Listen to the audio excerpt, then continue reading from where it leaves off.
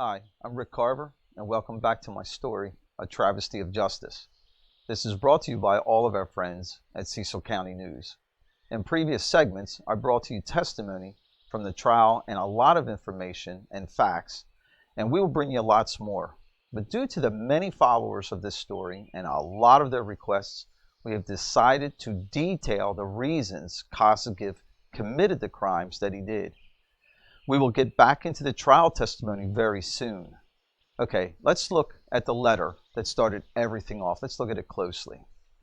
This is one of the most important documents, and it is the key to all of Kosogiv's explanations as why he did what he did. This is the initial correspondence from the bank's lawyers to John Kosogiv at Security Title. Note the date, months before Kosogiv records the counterfeit. This letter is very clear that the bank is attempting to find out what legal description the $560,000 title insurance policy covers. They asked Kosogiv to confirm that my wife's name should have been on the first page of the deed of trust, and further assumes that she signed the document, which she did not. The bank's lawyers are obviously very confused by the original deed of trust and the recorded mistakes on it.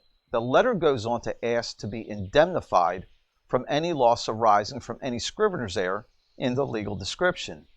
This letter is in fact a title insurance claim. Please take notice that the bank's lawyers are inquiring and not asking or demanding anything to be changed or added. This is a very important legal fact. Here is why. As you see here on February 19th, 2010, 5 months before Kosogiv filed his counterfeit deed of trust, the bank recorded in land records this legal action that you see. The bank appointed their lawyers as legal trustees of the deed of trust that we're talking about. This is a very common practice for the banks to limit expenses, their legal expenses, and other legal things that they need. This was filed in Cecil County land records as well. And are you ready for this? It was for the 3.5-acre parcel and the house only. It's right there in black and white, folks. Highlighted is the book and page in land records that this document is found. No other parcels of land of mine is listed, as you see. It is clear that the lawyers for the bank now legally became trustees of the original deed of trust, which lists the collateral of the loan. These trustees understood and accepted exactly what they are entitled to if any legal action against me and my family were executed. They knew what they were going to get. They would be entitled to either the house and the 3.5 acres or the $560,000 title insurance policy. This action gives the trustees more oversight and most likely a much bigger payout to any possible resolution. So why would the trustees have so much interest in fixing anything, as Kosogiv says many times in testimony? The trustees' title insurance policy is valued at $560,000, the same as the mortgage. They are not entitled to anything more. As we move forward, keep in the back of your mind, we were never notified about any changes to our recorded documents. For good reason, obviously, because Kosogiv would be he would have a myriad of legal challenges, and he was counting on the bank to legally move quickly against us. Now we know the letter from the bank to the insurance company is a title insurance claim. The title insurance policy was taken out at the time of my loan. Loans that include land with homes on them usually demand that a title insurance policy be part of the closing package. These title insurance policies protect the bank's investment in case of recording and document errors. If the bank cannot take legal action over a loan for a borrower due to any errors in the legal description or any recorded documents, including the listed collateral, then they have an insurance policy that guarantees them their money. It's that simple, folks. The bank gets their money one way or the other. This is the fact in my case as we move forward, or let's say it should have been the case. As I stated in previous segments, Global Title of Wilmington, Delaware recorded and created all the loan origination documents and recorded all documents in Cecil County Land Records Office. Global Title incorrectly recorded a non-existent 41-acre parcel legal description in the deed of trust for the loan I took out way back in 2005. That's what this is about. If you remember, the 41-acre parcel was subdivided, carving out the 3.5-acre parcel. Understand that the title companies are hired to create exact legal descriptions.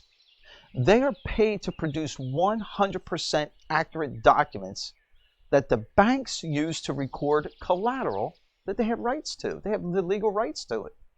It is important to understand that this type of title work is not only correct, has to be correct, but it's also precisely why banks demand insurance policies on the recorded documents.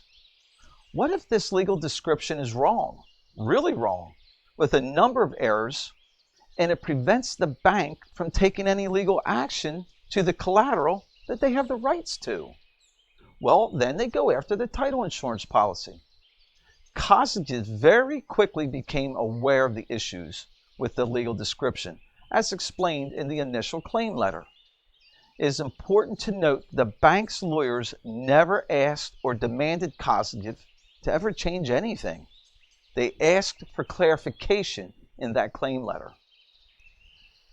Now, on the left, not only did Global Title incorrectly record the non-existent 41-acre legal description, they made things even more confusing. On the right side of your screen, look at the center left of the page. Global Title listed the correct parcel number and correct acreage of the real collateral used and accepted for that loan. During this time period, the bank's lawyers were preparing for possible legal action against me, and they discovered the same exact mistakes in the recording of the deed of trust. The mistakes were so bad, they knew unequivocally any legal action they may take would be stopped in its tracks at filing. The incorrect legal description created an incredible legal block that kept the bank's lawyers from being able to move forward. This is exactly what title insurance was created for. We discovered that Global Title made huge mistakes and recorded them. However, we also learned that the bank approved a $560,000 loan that I by myself applied for and was approved for, which I believe was also a mistake, because my wife and I both owned the property. By law, no creditor or bank of only one spouse can attach or lien property that is held by both spouses. This is called as tenants by the entirety. Wow, is this not a perfect storm of mistakes, folks? But I didn't make them. I thought it was very important that I carefully walk you through the core reasons that started the crimes and the cover-up. Kosygin now had to come up with a plan. This plan had to make sure the bank regained its secured interest after losing it due to Global's blunders in the original recording. This plan would have to put the bank in a position to quickly move against me, including a way that would give them no or very limited legal resistance from me and my family. Let's not forget, Kosygin had to devise a way to do all of this and at the same time figure out how not have to pay the $560,000 insurance claim. In the next segment, I will detail Kosygin's plan and much more. Thank you very much for your time.